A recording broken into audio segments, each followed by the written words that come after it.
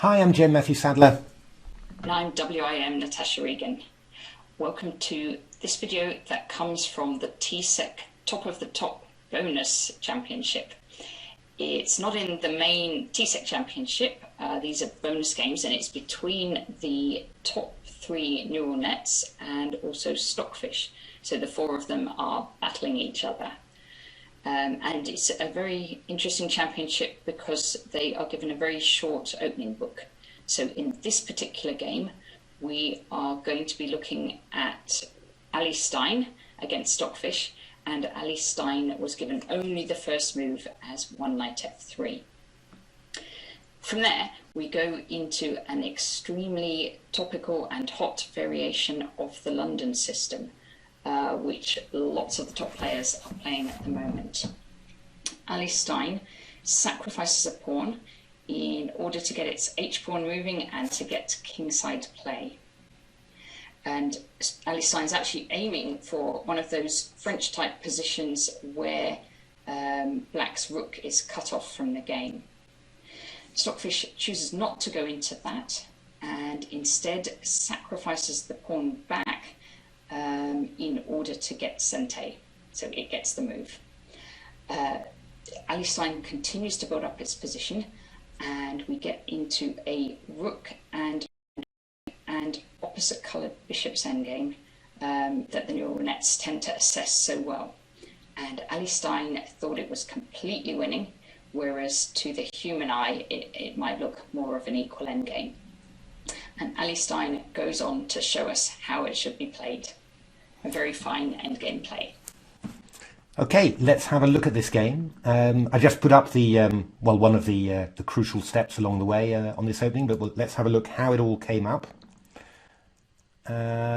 So here we are. Yeah, so in this top of the top bonus, I mean, computer chess at the TCEC is really 24/7. There's always something happening. If it's not the championships, then it's a special bonus. This is knight f3 was the opening book, and then they were on their own. It's quite intriguing that in this position, Allie decided to play the London system, bishop f4, which, yeah, I don't know. I mean, if you gave AlphaZero these positions, it was always playing 3c4, going into the mainline Queen's Gambit positions, but Allie is going for bishop f4. But it's a choice that's been, well, very big favourite of world champion Magnus Carlsen recently. He's won very many fine games, very many crucial games as well, actually. So interesting to see that a neural net, that teaches itself, chooses to go into that. So e3, c5, knight bd2. And here Stockfish chooses the one of the most critical lines from the opening, bishop d6, challenging that bishop on f4 straight away, and also yeah, making sure that that white will have difficulty establishing a knight on e5 because it can be challenged with queen c7 straight away as well. So Allie plays the most critical line, which is bishop g3.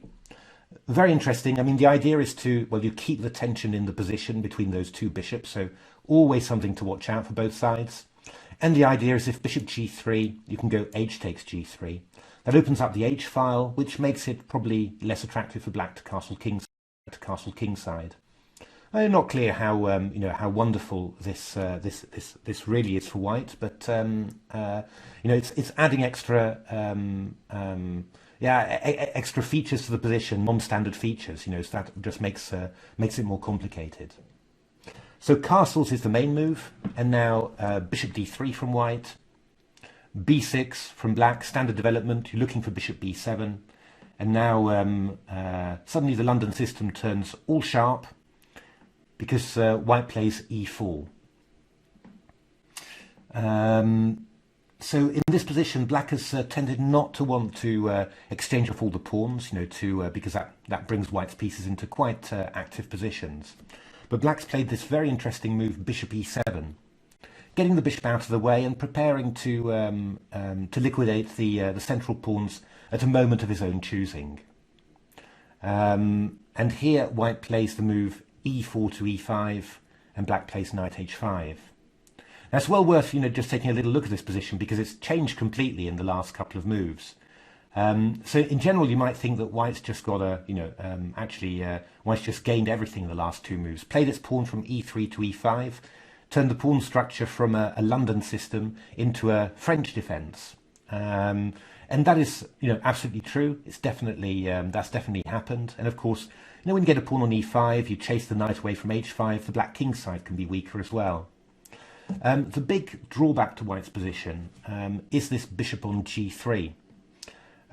What's the problem with that bishop on g3? Well, normally in a French, it would be on the c1 h6 diagonal, and it could either help support the pawn on d4, or if black plays g6, that bishop could, maybe move over to h6.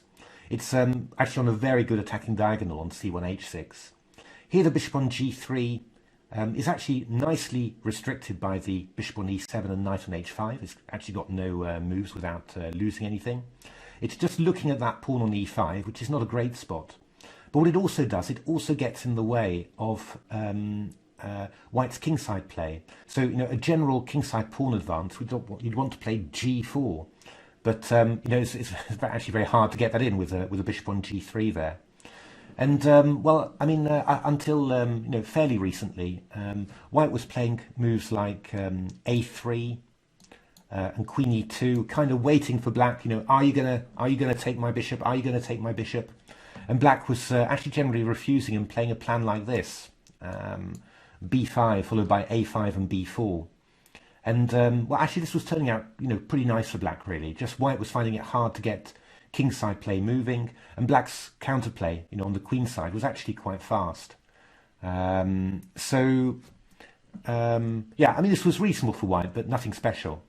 And then White players, decided to up the ante a bit and play a lot more actively. And they played the move knight g5. So bishop g5, obviously there's a big threat against h7 there. Queen h5 taking the knight, threatening mate on h7. g6, queen e2, and now c takes d4. So this is a pawn sacrifice, and you might reasonably ask, what has White got for this pawn? It's a central pawn as well, so in principle quite a big one. There's a lot of little factors to it. I mean, first of all, I'm sure the thing that first attracted human players to it is that you get this move h4, and I'm sure the neural nets like this too. And one follow-up plan with that one. Yeah, exactly. Keep on moving that pawn forwards. Exactly. So, I mean, after the bishop moves away, then h4 to h5 is going to put some pressure on the black king, which, when you look at it, the king's knight has been exchanged. So black is actually, kind of lacking some defenders on it. The other thing you've got to think about is that, well, this is a French type structure, and I think we've seen this very often, that the neural nets are never worried at all about sacrificing a central pawn in these structures. There's a game in the season 17 super final towards the end. I think it's game 96. Between either 95, 96 or 97, where Leela just, Stockfish plays c takes d4, and Leela just leaves it, gives away that pawn, and doesn't worry about it at all, and wins a great game in the French. So, and why is it possible to give up a pawn like that? Well, black's structure is great, it's solid, but it's still very hard, even after black's taken this pawn, cause some damage to the white queen side. It's not easy at all for black to get at the white position. It's of course, with the danger on the king side, it's kind of worrying to. Well, you've got to be careful just how many pieces you commit to that. It's a very complex position, but for the pawn, White always seems to get pretty good compensation. So what does black do in this position? Had a number of things tried. Bishop d2 has been played also in human games, and I think there was a game of the young Dutch grandmaster Jordan van Foreest in this line. d4, c4, queen e7, rook b1, h5, bishop f4. I think his opponent played bishop b7. He castled here.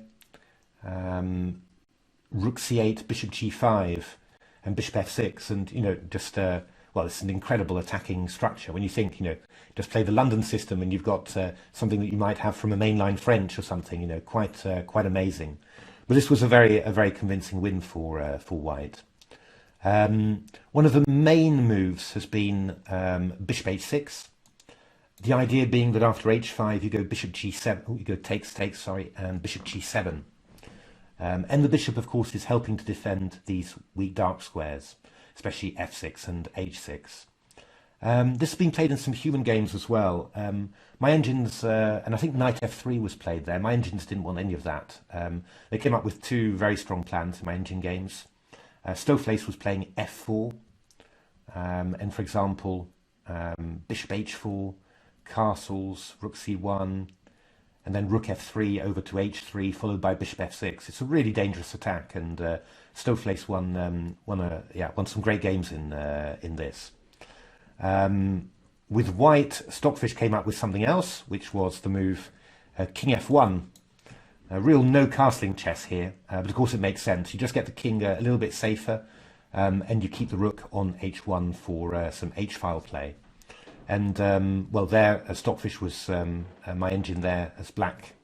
Stoofvlees had one of its disasters, and got mated very quickly in a few games with something like this. The h-pawn coming in. Stockfish has learned from the on G7. And mate on g7. Stockfish has learned from the NNs there. Power of the h-pawn. So I mean, you can just see it's not easy. Again, you know, when black tries to make counterplay with d4, he concedes these 4 squares. So you know, very not easy at all for black to do stuff. So in this game, Stockfish played bishop e7, which is I think the second most popular move.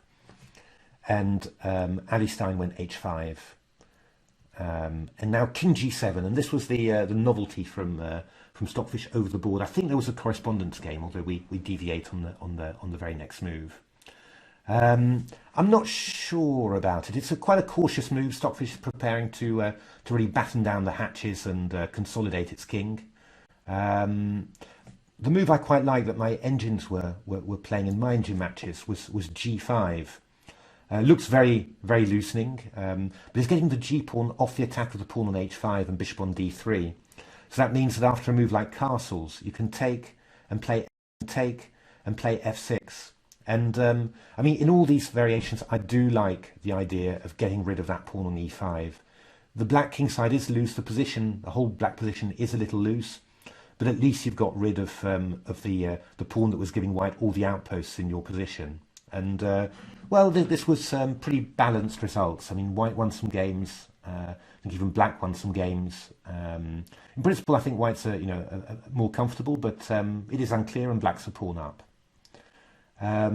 Stockfish's move, yeah, is a bit more cautious. Again, you're relying on the Stockfish defensive abilities, which, well, certainly when you're looking at playing this with black as a human, you're not quite sure you'd rely on that.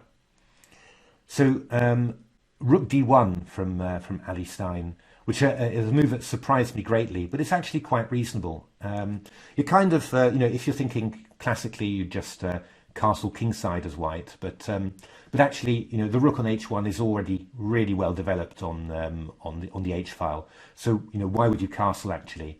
And the king's perfectly safe. So just play normally. Get your pieces into the center, get them active, bring all your pieces into the party, and this king will either stay on e1 or will go probably to f1. Just to get just a little bit safer if necessary. You could always castle like loads later when they've forgotten it's legal. Exactly. That's also the sneaky option indeed. It's or even worse, play the rook up to h4, play it back to h1, and then castle anyway without people noticing. You could try. That's happened a few times in games. But d takes c3, b takes c3, bishop b7 was played. Yeah, I mean it's trying to find a balance between defense and attack. I think probably if I'd been a black player, I would have probably played bishop d7, trying to keep my bishop close to those light squares. And this was in general in the engine games was turning out a little bit better. Stockfish knight f3 was what one game. Stockfish also looked at knight f1 this was in 6-hour analysis where you just let it analyze the position for a long time by itself. Knight e3. And then, just coming around to g4, which is again a very dangerous thing. Again, for engines may be okay to defend, but not pleasant for humans, I can tell you. So bishop b7 was Stockfish's choice, and now queen g4 and rook g8 from Stockfish. So yeah, just making sure that these light squares are kind of defended. It's yeah, again, it's a very typical, tough Stockfish defense move. And here White's got a number of possibilities. In my engine games, Stockfish was playing f4, and after a move like queen c8, h takes g6 was possible. What was this? Oh, and bishop h4. This was Stockfish's choice in this position. Very direct. You'll see what happened. Bishop f6, knight f3, rook h7, knight g5. You can see this is Stockfish. In we go, knight f7, queen g6. Real power play here, and Stockfish crashed through in that game. I think Stockfish played it a little bit slower, but also very dangerous. Played bishop h4 in this position, bishop a6, c4, castles, knight f3, and again, this looks like a really bad French for black. Actually looks like an AlphaZero Stockfish game, actually, just with this rook on g8 out of the game, king, yeah, wandering around, and lots of weak dark squares to invade. So that was actually pretty good, but Allie went for a different approach, very interesting. Played the move queen f4, and after bishop g5, played the move h6 check.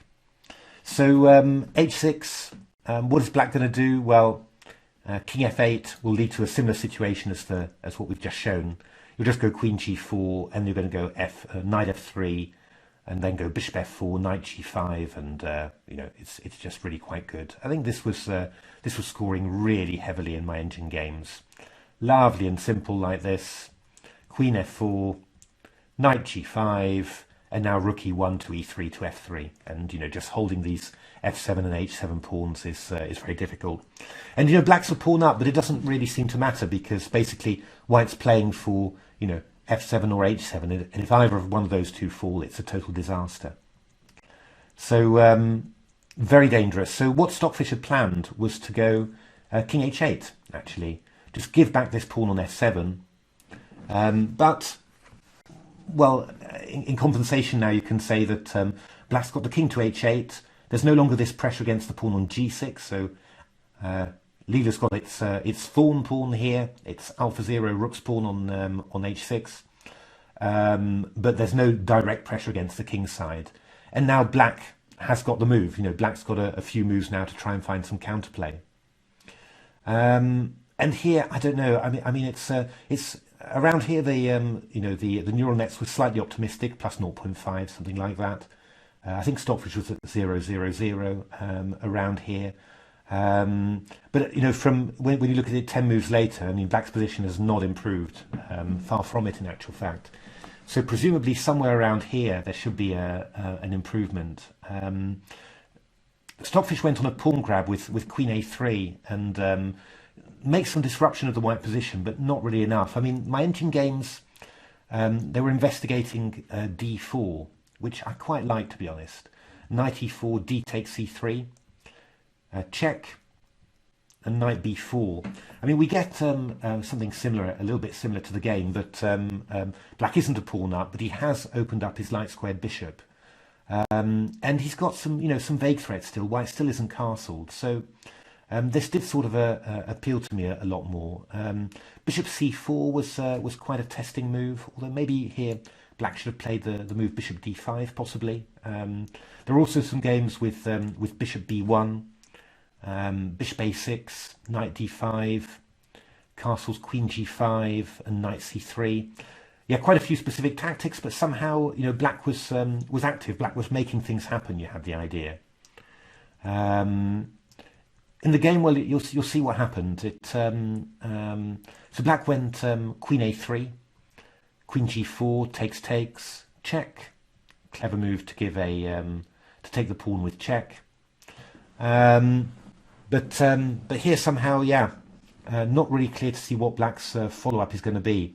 And the main plan that black should be trying for, I think, is to to exchange off the light squared bishops. But that's easier to do actually when that pawn is not on d5. With the pawn on d5, it's tricky. So Stockfish played the move rook f8, which was well, a clever idea. If white takes on e6, and you've got this move bishop a6, that's your heart's desire. Bishop a6, queen g3, which is rather nasty. And of course, you know, it's black's key strategical idea to swap off this light squared bishop for something else. But after this next move of Allie's rook h4, its evaluation jumped to plus 1.1 and never came down again. I mean, just kept on rising. Stockfish's evaluation rose slowly, eventually caught up with Allie, but it wasn't seeing as much danger here as Allie was. What is this move rook h4 doing? Well, it's actually very nice. It's dominating this knight on c6, so stopping it from coming to d4 or b4, which is quite a main way of getting counterplay. And it's also just activating the rook on h1. The king's going to come to g1 when it looks like it's been castled. And what's a very big white follow-up here, simply the move bishop f4 to g5 to f6. That's going to be the big move. I just remember that I forgot a nice little tactical point here. I mean, in general, taking on e5 for black is possible, but often very, very dangerous, simply because it opens up that diagonal, which is pretty scary for the king. If this one, there's a nice little tactical shot here.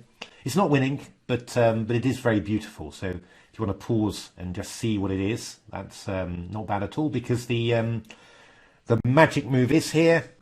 It is. You need to deflect that black queen that's defending the knight, so you can put your queen to b4. Exactly. Queen b4. Very, very nice. So it's not actually winning. We go check. The rook's got a block in there. We take check. King there. Then we throw this one in. Takes. And we go rook c1. This is the idea. And the big threat is that if black does nothing, let's just play a silly move like that, then we've got the possibility of going check there and rook c7 check, which is very unpleasant. So what is black's best defense? Well, I was getting quite excited about it, because if queen c4, we can take, and go rook check, king f7. Looks like black's defended, but actually you've got this very clever move, g8 queen, rook g8 and rook h7 check, picking up the bishop on b7. Exactly, that's very cunning. But my engine found a better way of doing this, of course. You can play queen b5, king there, and queen c6. And after you take, the bishop is on c6, protected, so this trick doesn't work. Probably white's still a little bit better here, because that pawn on g7 is going to be, well, it ties down the black pieces a lot, and the king can move in. But I wouldn't have thought this would be winning at all. But obviously, you know, only chances for white to win that, really. But that's one of the typical sort of ideas that you get with that. And I just think, again, if knight e5, then queen b4 is possible here, because if queen b4 we take check, and then this rook is going to take the queen afterwards, so you're just going to win a piece. So it's a very nice move, rook h4, very, very powerful here. So Stockfish tries to, well, first of all has to defend its pawn on e6, king to g1, nice and out of the way, queen a3, threatening bishop a6, and queen e2 from AllieStein, preventing bishop a6. Not easy for black to get free here. For example, if knight b4, you could play a move like bishop b5, I think. If bishop a6, when you say, haha, I'm going to swap off those light square bishops, there's rook takes b4. Again, the value of this rook on h4. I mean, the more you see it, the more you think, wow, that was really a key move. But yeah, you wouldn't, yeah, I don't know. Again, this is something the neural nets do very well. I mean, they really do see, how do I restrict the opponent's mobility, and maximize my own. And yeah, I mean, yeah, still ahead of the traditional engines in that sort of thing. So rook c8 from Stockfish, and now bishop f4. Allie just going to move in that bishop into f6, which is going to be a very unpleasant thing for white. So Stockfish tries to mix it up a bit, using its knight to attack some stuff, but bishop g5 came in anyway. And the problem is that after knight h4, queen e6, the threat of bishop f6 is enormous. What were my engines doing in this position? Rook c7, bishop f6 check, takes, queen d8, and queen c7. Easy. Just, winning on the spot. So Stockfish didn't do that. Played queen b2, and now this move queen b4. Again, making use of this rook on h4. Really very impressive. Queen e5, rook e1 is quite awkward for the black queen, actually, which doesn't have very many good squares. And of course, the rook's going to be taking on the e6 next move when the queen moves away. So Stockfish preferred to swap off queens. And not completely obvious how good this ending is right now, but I think the key point to it is, well, first of all, White's bishop's got some great places to increase activity, f6 for example, but this knight on f5 doesn't have a good outpost, and in this particular position it's going to be driven away by g4. And White does have pawn breaks in this position. He's got the idea of going g4 and f4 and f5, so this could be very unpleasant. In actual fact, after rook c7, Allie finds a great way to not only chase the knight away and activate his bishop, but also to activate his rook. It goes rook a4, attacking the pawn on a7. Rook a8 from Stockfish, trying to keep things tight, not give away any more weaknesses. But now this move, rook f4, and king g8, g4, and rook f6, and surprisingly, White's just going in there and grabbing this pawn on e6. Stockfish didn't want to go completely passive with bishop c8, which is understandable. White might even consider just playing the rook round e3 to f3 and then just delivering mate on c8. So knight c6, rook e6, knight d4, rook f6, and rook f8. So as always, White's gained a pawn, but Black's got a little bit of activity. Its knight isn't solid on d4, but it is, looking at squares like f3, for example. One big thing you've got to point out about, why is it good for White to have taken the pawn on e6, quite apart from taking a pawn back. This move f4 to f5 is now a huge threat. If you get to pawns abreast on e5 and f5, then, yeah, this is going to be very, very dangerous. And this turns out to be really important in the endgame we actually reach. That's right. Yeah, this is the big evaluation factor, I think, that makes Allie believe that it's completely winning. Already it thinks it's completely winning here. So just quite interesting. In the super final we saw loads of games where Stockfish with its tactical acumen was saying a position was completely winning, whereas Leela was sort of struggling to keep up there. Here you see the other side of it in positions which these strategical positions with lots of different factors to assess. What we didn't say at the beginning was, interestingly, in this bonus tournament, Stockfish isn't winning at all. So it's just come straight off a really convincing win in the super final.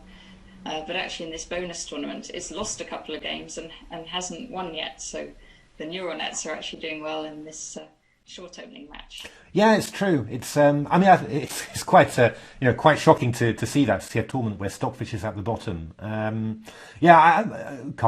don't know what the explanation is. I get the feeling simply that in principle all these engines, Allie, Leela, and Stoofvlees and Stockfish are pretty close to each other in terms of strength.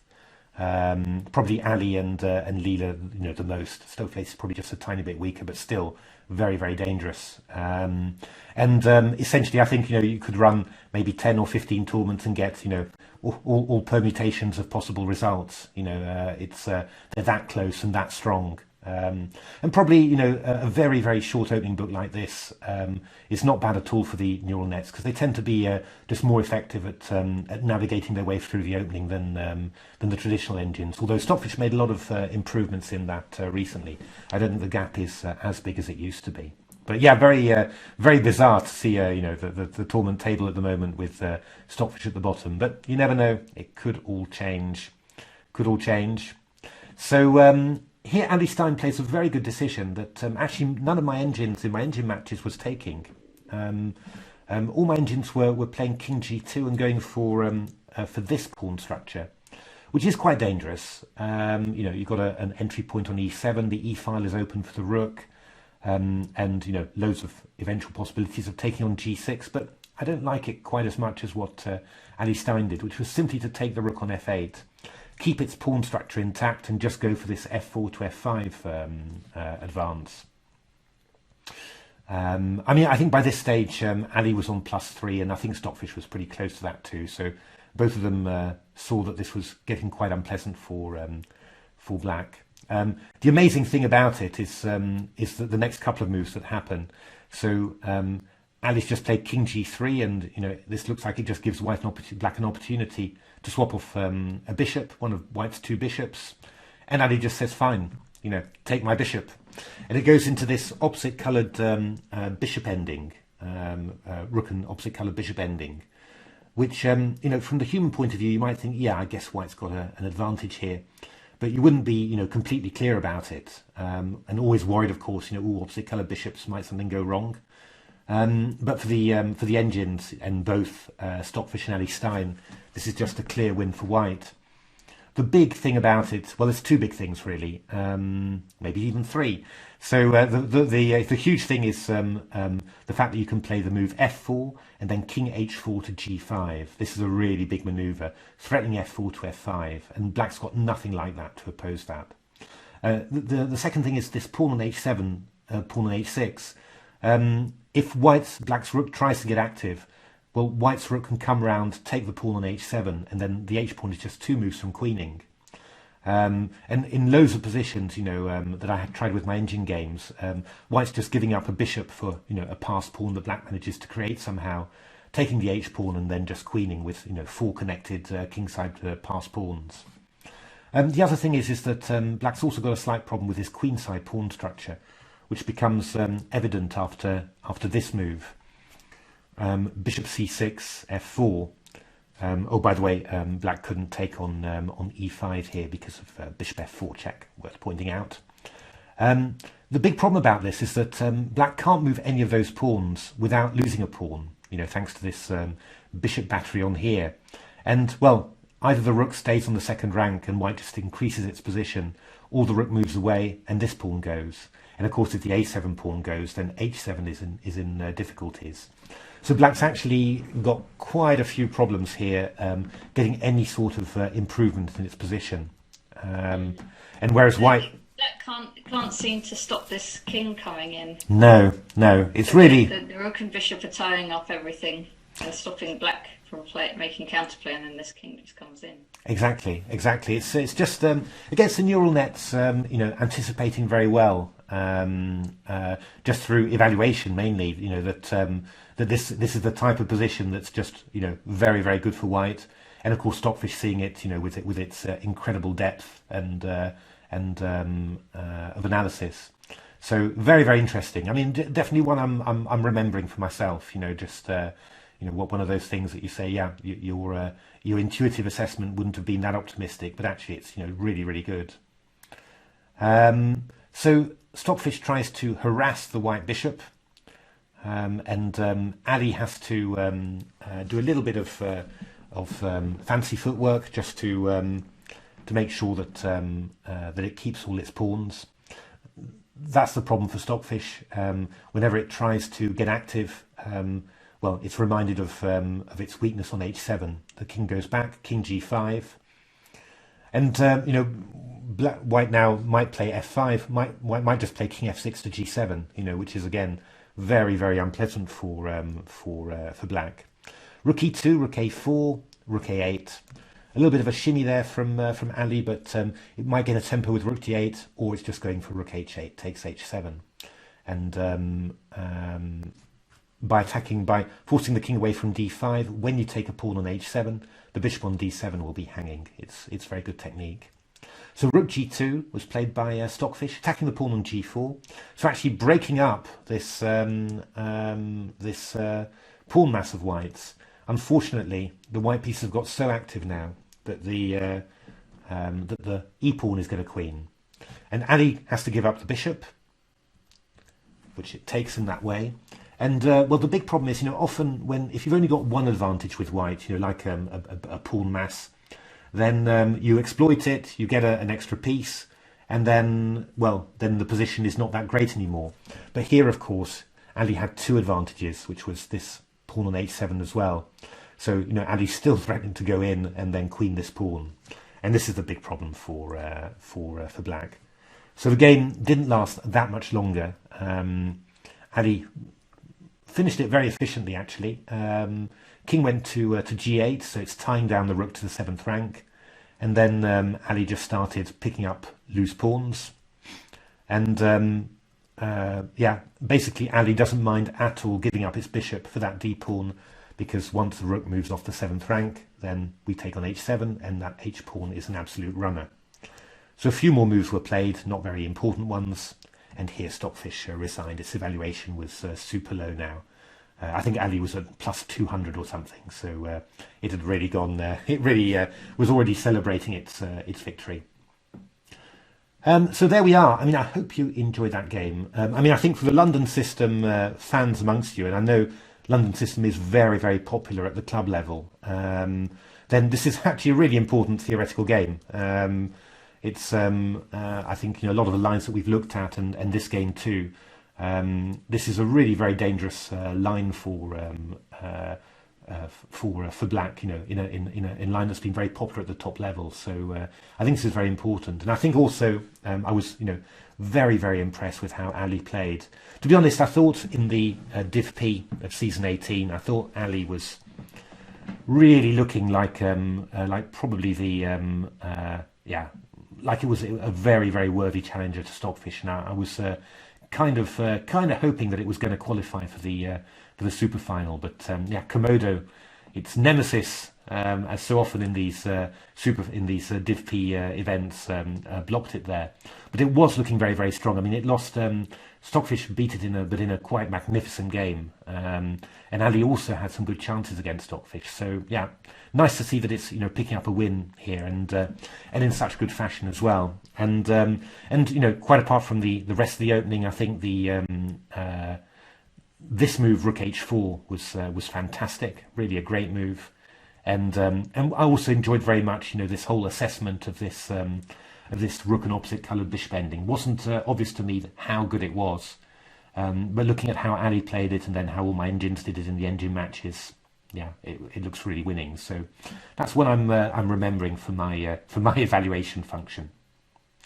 So there we are. I said hope you enjoyed that one. I'll probably end up looking at a few games from this bonus tournament.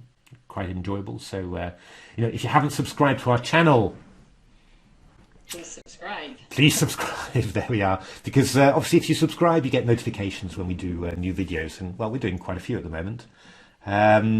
Otherwise, please do take a look at our book Game Changer, which has just won the FIDE Boleslavsky Averbach Award, the sort of FIDE Book of the Year prize. So do take a look at that. Lots of, certainly lots of stuff about opposite coloured bishop endings, and how AlphaZero assesses those very, very well, as you can imagine. Just like and if you're new to this channel and you're a London System fan, just to say there's a couple of other videos we already have on the London System on here, in particular a very nice one between AlphaZero and Stockfish. That's right, and another game by another engine called Fire, which was also a win for the London System. So we're definitely racking up the London System wins on this channel. But anyway, came up with the title about the Fire of London. Fire of London, that was a great title, that was. But anyway, thanks very much for watching. Keep well, keep safe, and hopefully see you next time. Thank you for watching.